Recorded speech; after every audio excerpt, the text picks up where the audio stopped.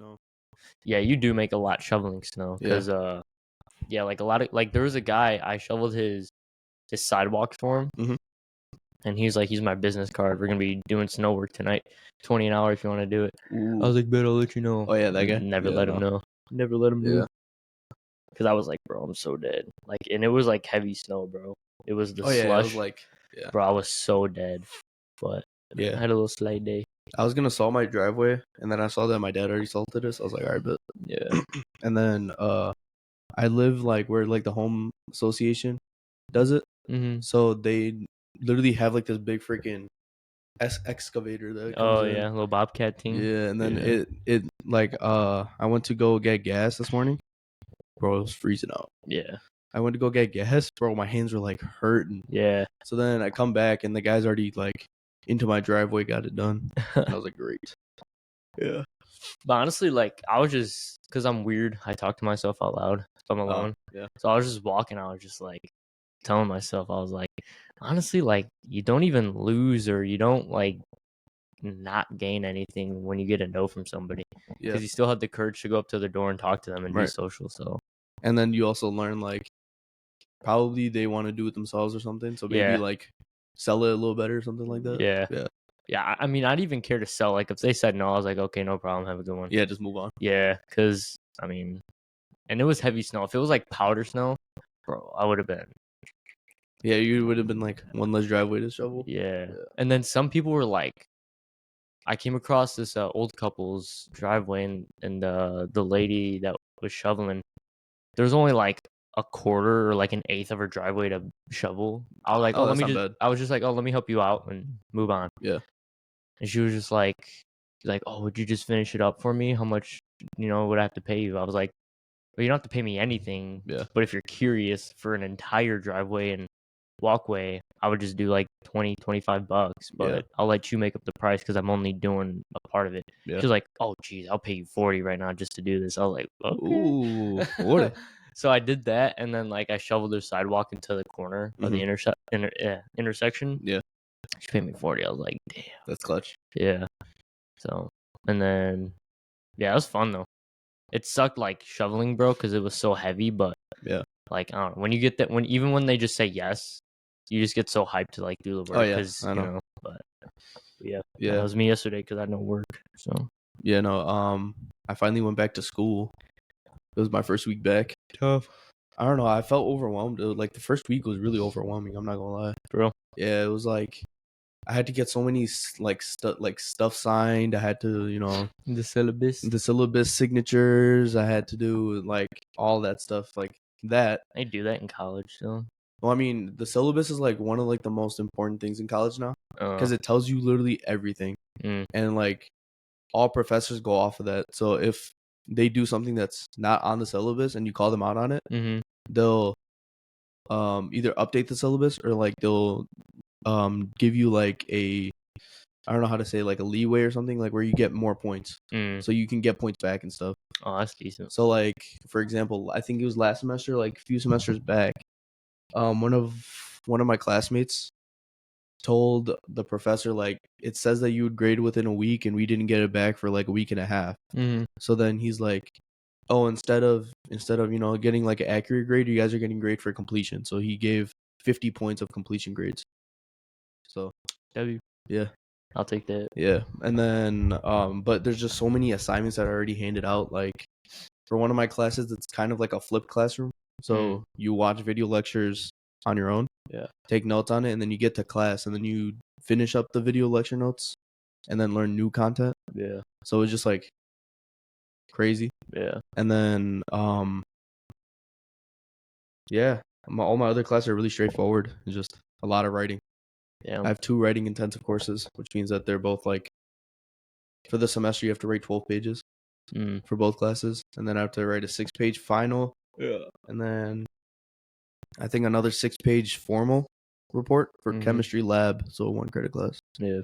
So what's shit going on with the Bears, man? You were telling me. Oh yeah. Okay, so the Bears finally ended their season, unfortunately, with a loss to the Packers. Nothing new. Yeah. So before we go on to that, I do have some news.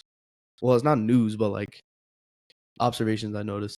It's like I don't know how to describe it, but like after we started our podcast or whatever, yeah, I started to notice like more people around us starting to do more podcasts. Like not just like certain people, but like so one of my friends, he just started a podcast just now. And then at school. yeah, at school. Oh, okay. And then one of our classmates that went to school, they started a podcast too. So it's really cool. It's cool to see other people doing podcasts too. Yeah. And like we can always learn off of them. They can always learn off of us. Yeah. It's pretty cool. Yeah. And I don't know, I just brought it up because like they were asking me for advice and stuff, like the people at school. Yeah. And it just felt really cool to me. I don't know why. Yeah. It was just like boosted your ego, huh? Yeah, it did. I was like, bro, that's pretty tough. Yeah. But yeah, okay, so back to the Bears. So there's still like the big debate with Justin Fields. Keep Fields, god damn it. Yeah, so it's Keep Justin Fields and Caleb Williams still. Bears clinched the number 1 pick with the trade last year with DJ Moore in Carolina. Do we have 2 as well or something? No, we have 9. 1 and 9. Yeah, we have 1 and 9. We do have a lot of cap space still. He said, Ryan Poles said he's gonna sign back Jalen Johnson, so we're good with that. Or Ryan Poles. Who's Jalen Johnson? The corner we have. Oh, okay. Yeah, one of like the best corners in the league. He got snubbed in the AP. Oh, what the hell? So like the All Pro is basically like the best 11 at your position. Yeah.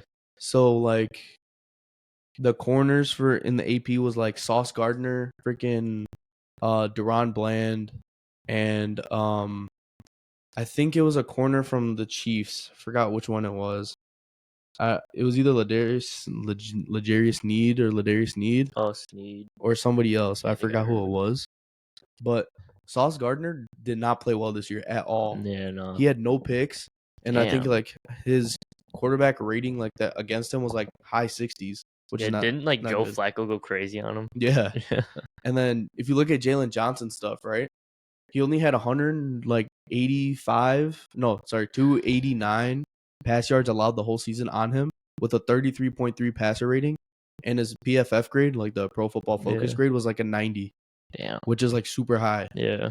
That's like top 3 in corners right now. Mm-hmm. And he got snubbed. Yeah, it's wild. And I don't think he made all. Yeah, and then DJ Moore didn't get all Pro Bowl. Yeah, I thought that was crazy too. Yeah. But so the season ended. So now the decision that's going to be made is what the Bears should do with their number 1 pick. Bro. Get Harrison, bro. Yeah, obviously. It has to be Harrison. Yeah. Well, if honestly, as of January, let's say 14th, because this is coming out tomorrow. Yeah. As of January 14th, 2024, if you're talking about Caleb Williamson or Caleb Williams, whatever his fucking last name is, yeah, and Justin Fields, you don't know football. Yeah, it's really weird that people are still saying like it should be Caleb Williams over Justin Fields because like if you look at it, Justin Fields was named 86 out of the top 100. Yeah. In this year's the top 100. And that's voted by the players. Yeah. Which is crazy. Yeah. So, I mean, if you have a quarterback that made the top 100, why wouldn't you keep him? Yeah.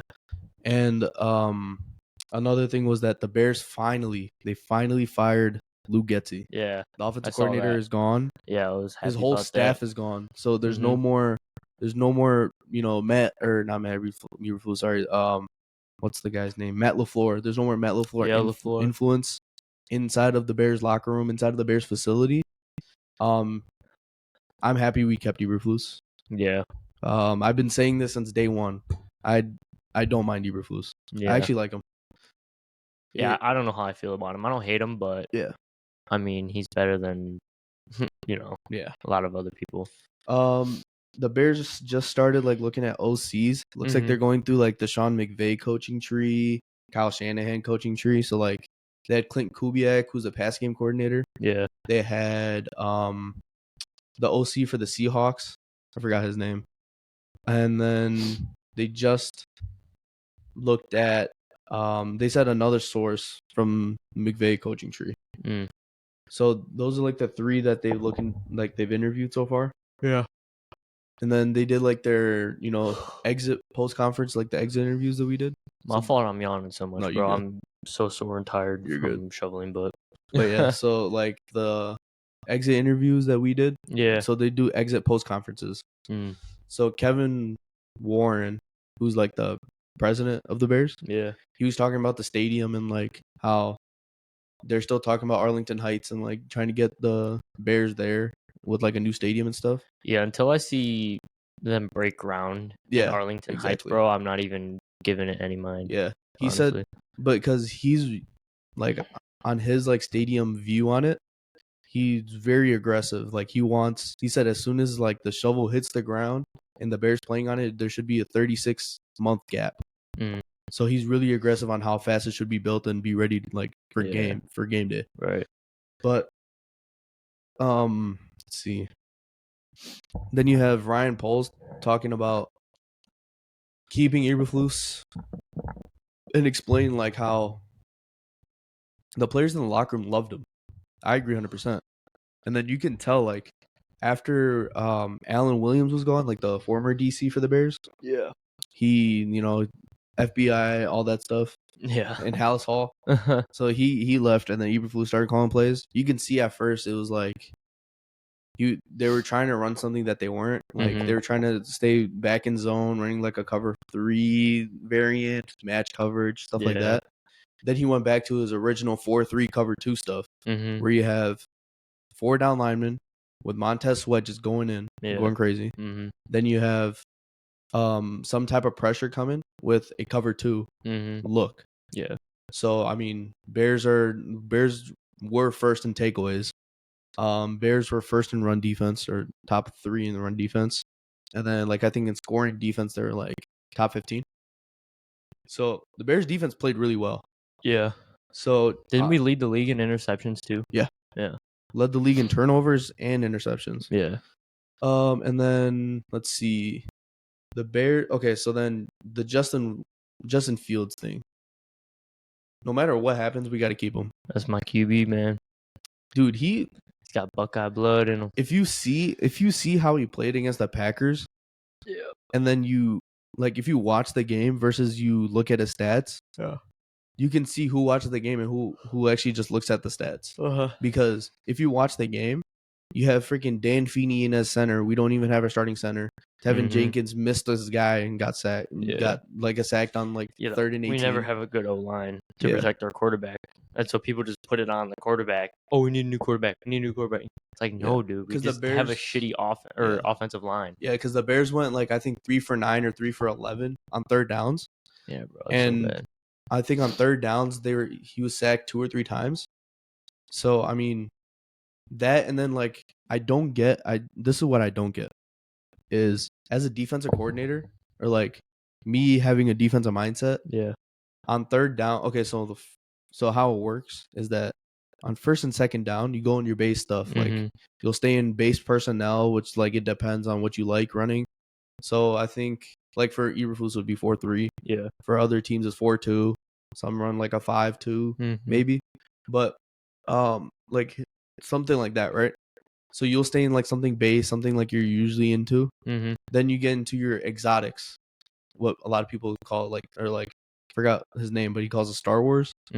But basically what it is, like on 3rd down, you run a lot of exotic stuff where you change it into like nickel, dime, quarters, stuff like that. And what the defensive coordinator for the Packers loves to do is so he'll do like a double mug look where he'll bring his 2 linebackers into the line of scrimmage. So now you have 6 people lined up in line of scrimmage. And then he'll send another pressure from the outside with like a slot corner or like a nickel. Yeah. And then drop one of them from the opposite side. Yeah. So like what it would look like is you're sending a 6-man pressure and dropping one back like this. Right. So it's a kind of like a blitz and exchange. So if I can pick this up as a freaking watcher, like what is Luke Getsy doing? Yeah. So if I'm a defensive coordinator and I'm sending that pressure, I should be expecting a hot route. So like if he sees a slot corner, there should be a slant right there. Yeah. Right. But knowing if you watch what happened, Luke Getsy's asking or like called like longer developing plays. He called a 5-step out of a shotgun, which is basically supposed to be like a dig route, which is like 12 yards, and then you have a post back. So you'll have outside dig, slot post. And you know how long that takes to develop, bro. Yeah. And it's a 6-man pressure with 5 linemen, and then you have the running back to replace the inside gap. Yeah. So one guy's gonna come free. Yeah, it's just a long play. So especially to get especially just to get to where you're supposed to be to catch the ball. It's just too much. It's like it was just outrageous on how bad his play calling is. Yeah. So if you watch the game, that's how you just know that it was not on him. Because like it was just crazy on like the play calls he was calling. There's definitely a big difference between looking at stats and watching the game. Because if you watch the game, you actually see the plays that are called. Yeah. And if it's like you see, oh well, he didn't convert that third down, or he threw an incomplete pass, or he got sacked. Like, you know what I'm saying? But if you watch the play, look at the play being called. Like, you have a garbage offensive line that can't block for a second and a half to 2 seconds. Right. And then you're giving receivers long routes to run. And that takes time to fucking wait for them to get where they're supposed to be and throw them a ball if they're open. Right. So it's like, you could definitely tell, even just based off like people's opinions, who has like who actually knows football and who doesn't. Yeah. Because it's like, you can also kind of tell who watches the games or at least the highlights. Yeah. At least the highlights, bro. Like, watch the highlights. Yeah. Or they just look at stats. Because if you look at stats, we need Caleb Williams. Just like, watch the highlights. Yeah. At the bare minimum, watch the highlights. And you'll know we don't even need to think about it getting another quarterback. Because here's the thing, right?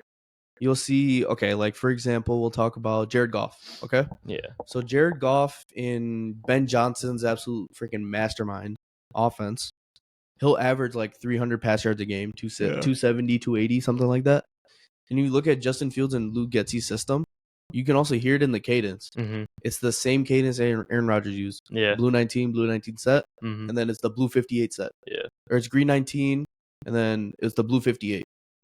You can tell that that's a Packer system. And then with Ben Johnson's system, he knew that Jared Goff can't run, so he designed, and like he knows Jared Goff is like more of like a longer developing reader. So like he'll read more of like, okay, I can read, so like he'll have like his first read, second read, and then he'll throw check down. He won't make him do like a third and fourth read. Luke Getsy, one read throw, and then he'll, out of nowhere, you'll have a screen, and then you'll have another screen, and then you have another screen. And the screens never work because the offensive lineman can't block. Exactly. So it's just like, know your guy. Yeah. And know your offense. Yeah. But then like also you have to look at the stats too, is like, let's say Jared Goff is throwing like 280, 290. Kirk Cousins, before he got injured, was throwing like around 300. Justin Fields was not throwing 300, but he was having 320 total yards of offense himself. It's like he'll throw like 250 and then run for like another 80 or something like that. Yeah. So it's not fair for Justin Fields himself because of that fact. So I mean, it's just so. Another thing is, I don't want to give part ownership of the Bears to a fucking guy who hasn't even proven himself in the league. Yeah. I think that's bullshit, but that's how college football and NFL is getting ruined, in my opinion. Yeah, no, I agree 100%. But I also think that like if you watch the Packers game, you kind of do see the thing with Justin Fields where he holds on to the ball too long. Yeah. Where he missed a route concept, which was a great call by Getsy on his part. I'm not gonna lie. It was 3rd and 8. It was the 3rd and 8. They had a trip set with Kmet as the 3, DJ Moore 2, and then I think Mooney. No, not Mooney. It was like the practice squad guy at 1. Or Tyler Scott. Sorry, Tyler Scott. Yeah. So it was a hitch, outside hitch, slot fade, and then kind of like it was like a post dig, kind of. Yeah. It was an option of a post dig. Okay. So what happened was Kmet is open. It's a 1-on-1 coverage. So they ran cover 1. So this ran a straight cover 1. And you can see that Kmet had like a step on him on leverage. But what Justin Fields saw it. He literally saw it, but then he tucked the ball and took a sack because he didn't want to throw it. Yeah. So there is some blame there too, but like that comes with experience. Yeah. Yeah, it's like you can't put that only on Justin Fields. I mean, every quarterback's had that. Exactly. But like I'm not freaking glazing Justin Fields or anything. Like I mean, he still makes mistakes too. Yeah. I just want the Bears. He's no perfect, but it's like there's no need to waste the draft pick on a quarterback that we don't need. Like I just want the Bears to win, bro. It's +3 wins from last season. Yeah, but I mean, I'm still depressed after the Packers game, bro. Yeah. Let's see. Oh, okay. So the Bears have clinched number 1, and they have number 9. Yeah, 1 and 9. Those are 2 good picks. What I'm thinking, what I want to do, in a perfect scenario, trade it to the Raiders, get Max Crosby. Why Crosby? He's like one of the greatest right now, like one of the best edge rushers in the league. Yeah. So you'll have Montez Sweat on one side. I don't like Montez Sweat, to be honest. I think we could have, because I saw something. Hear me out. Okay. We could have saved $1 million a year if we kept Khalil Mack. Yeah. And Khalil Mack's doing better than Montez Sweat, I think. Well, yeah, right now, yeah. But if you looked at Khalil Mack's stats and like how much he was getting paid at the time, and also how much we gave up for him, it wasn't practical. Because like he wasn't producing. Okay, so he produced his first 2 years. Mm-hmm. I'll give it to that. I mean, he won Defensive Player of the Year or something like that at the time. And then second year, I mean, I can't blame him.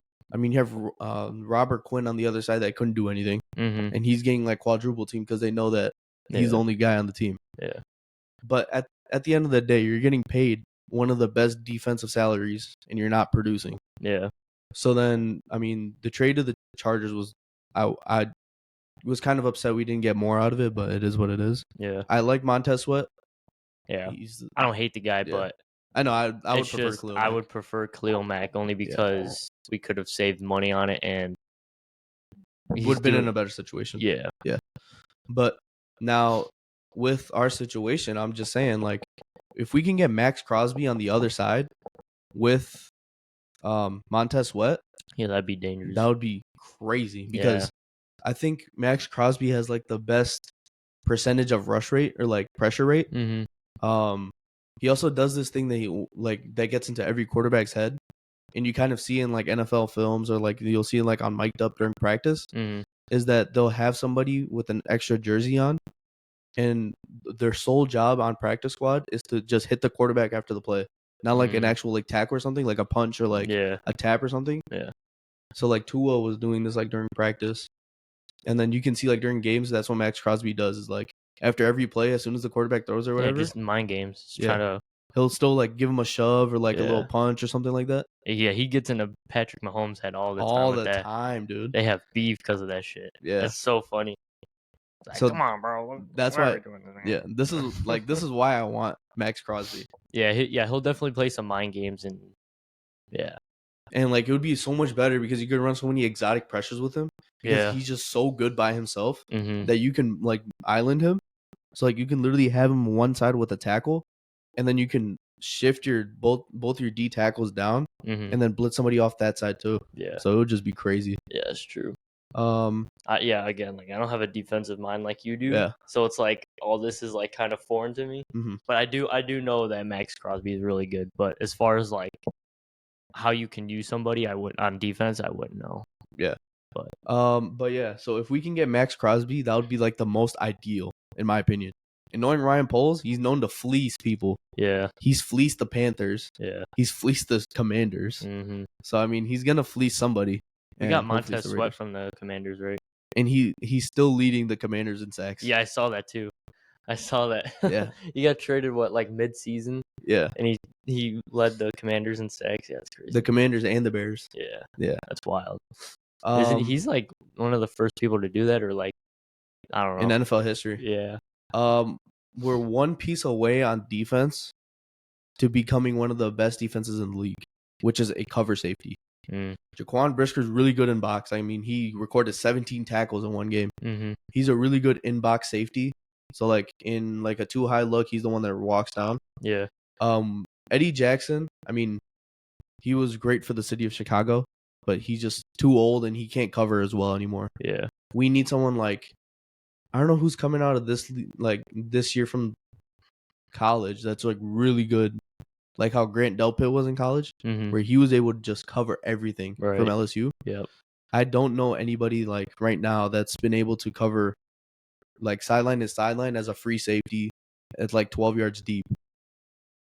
Yeah, I don't know much college players on defense anyways. Yeah. I always just know offensive players. I just have an offensive mind, but yeah. We need a center. Yeah.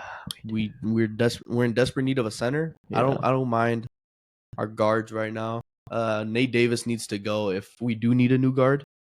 But then I like the rest of our O-line. We need another receiver. Marvin Harrison.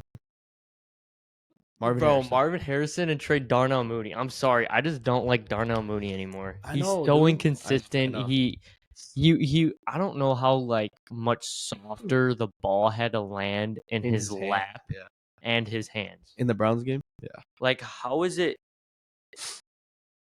on your crotch? He's literally like sitting there like this. He has 2 legs and 3 arms. Yeah. I'm sure you know what I'm talking about. Yep. And to catch the ball. That's 5 ligaments to catch the ball. I know. And this dude dropped it. Yeah. It was just that, like, I get it. Like, nobody's perfect. He just ended up having a bad catch at the worst moment. Yeah. To win the game. But that's not the first time that's happened though.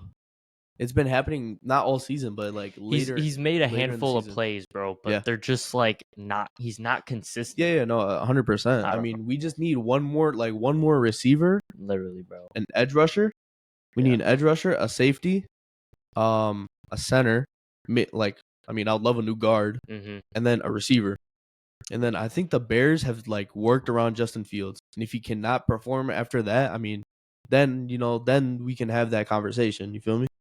Yeah. Because do you remember like how everyone was saying like Bryce Young is supposed to be that guy and everything from college? Yep. Look at him now.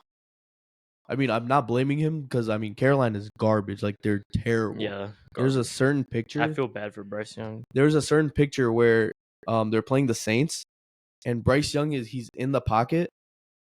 Two of his own linemen are blocking each other. Mm-hmm. You have the running back pancaked on his butt.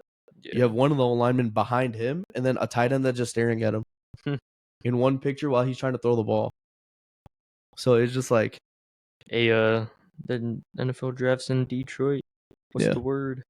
I don't know. I don't feel like getting mugged. But yeah, I mean, I think if we can trade for the Raiders' pick, that would be great, and then get Max Crosby out of it. Yeah. I would.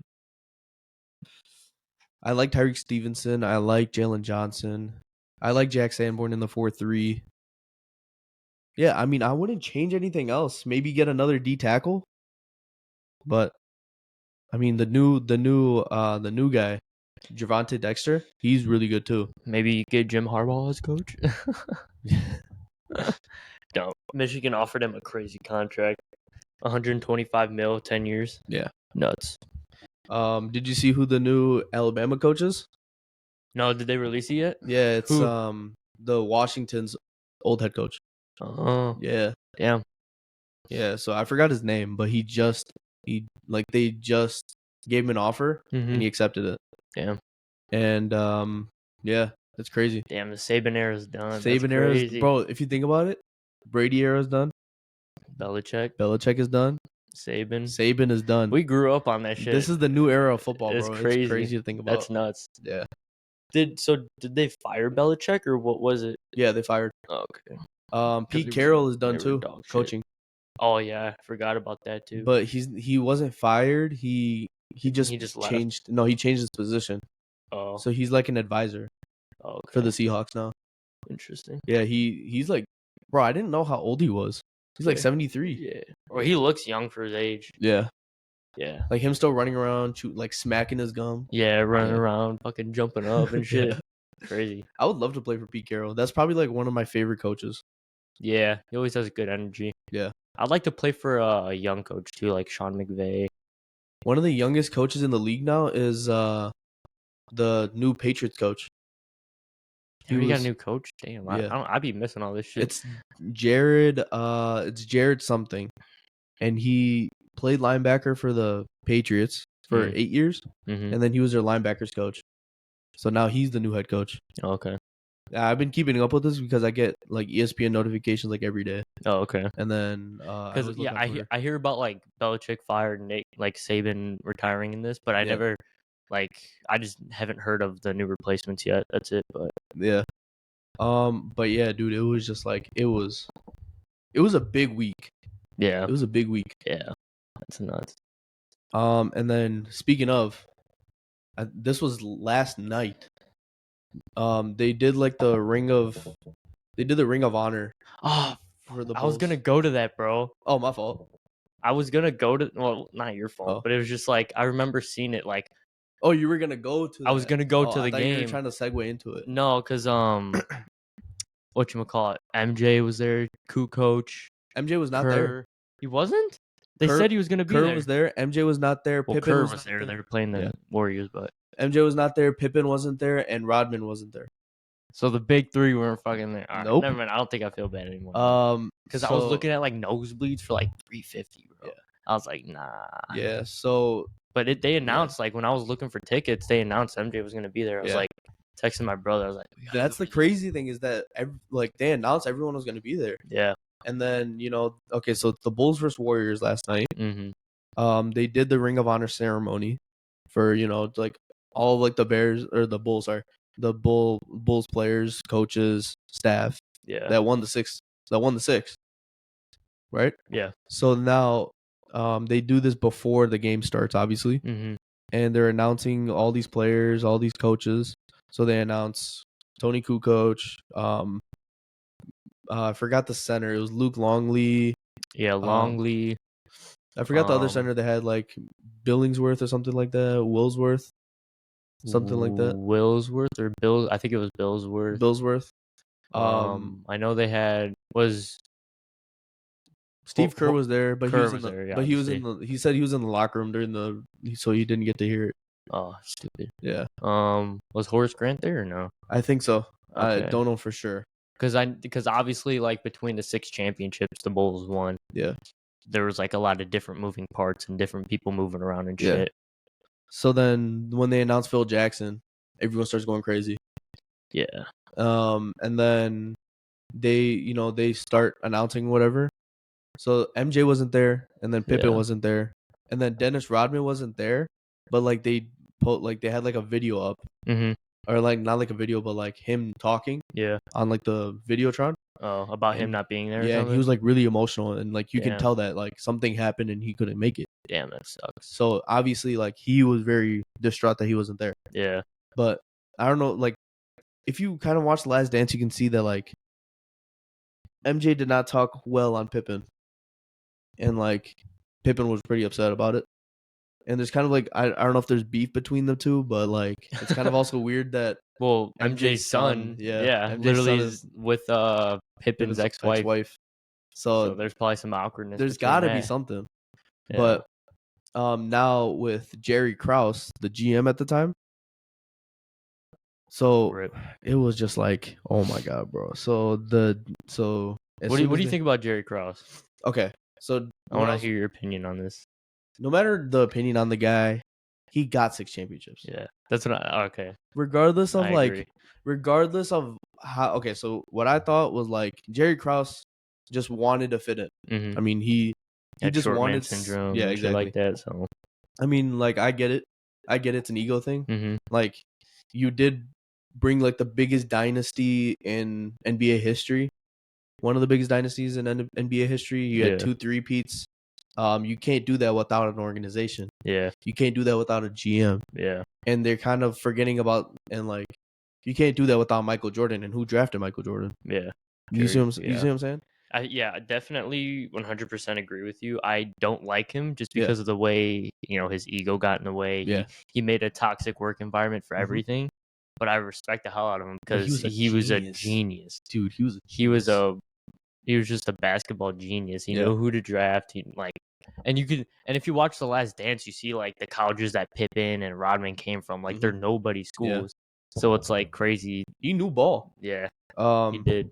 Because he went to go watch Tony Kukoc play, and he saw MJ like smoke him. But then Tony Kukoc came back and started balling. Yeah. So then he was like, okay, we'll take Tony Kukoc, and he had one of the pivotal buzzer beaters, and I think it was the 96 era. Yeah.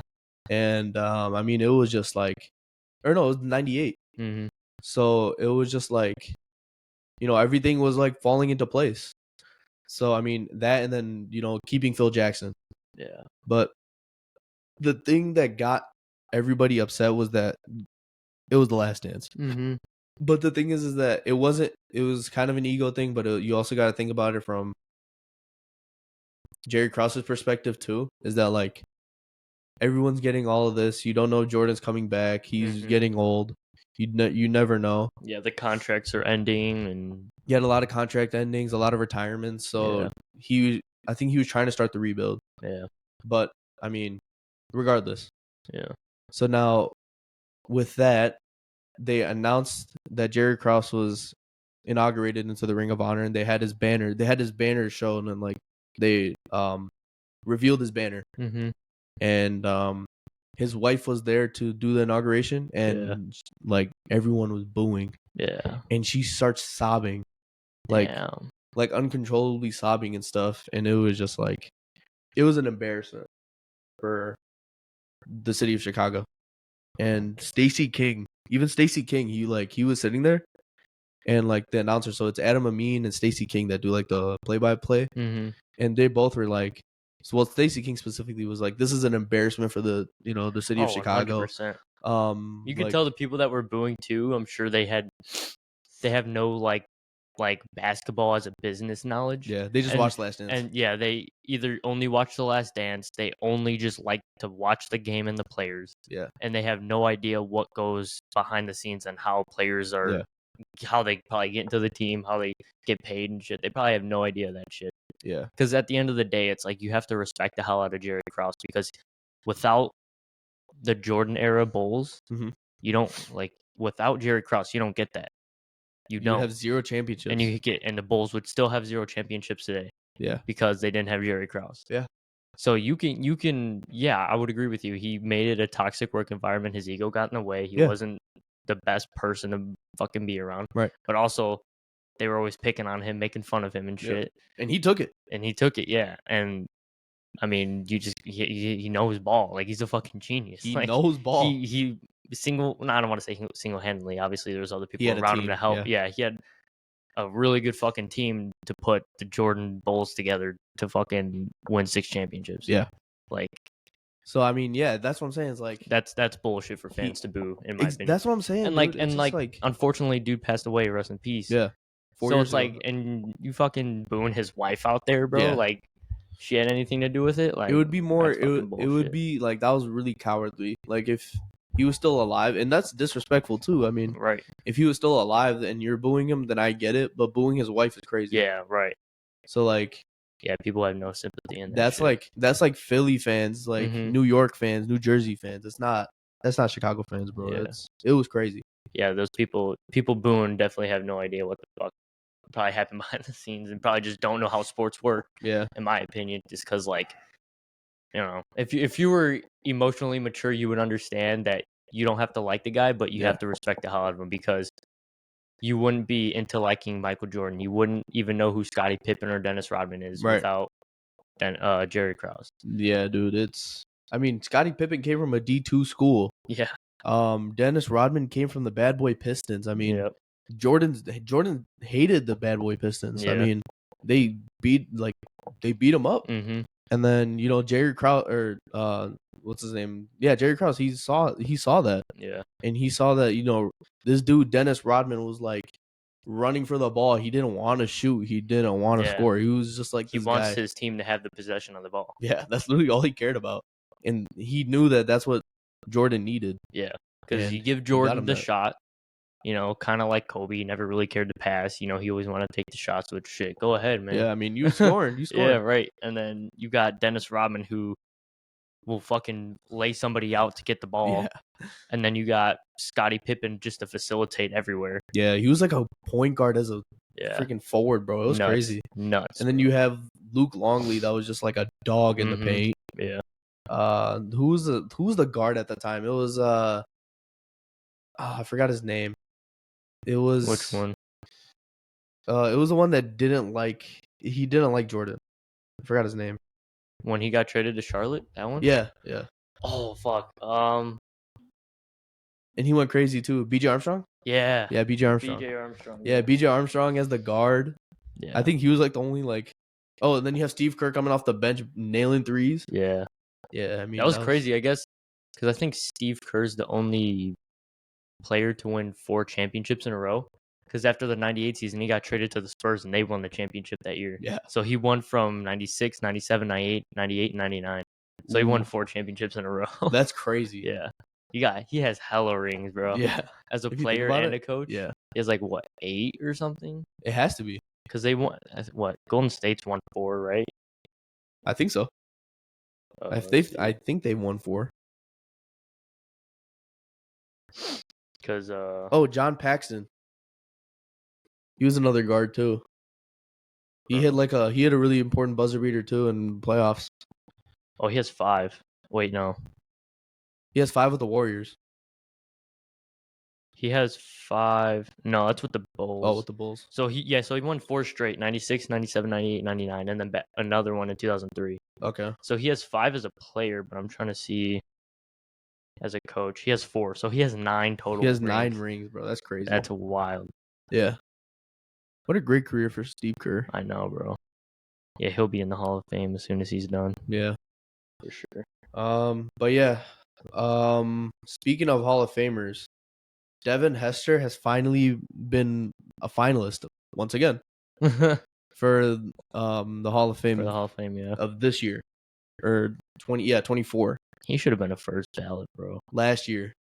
Should have been last year, dude. I don't know why. It's like, how do you vote him out?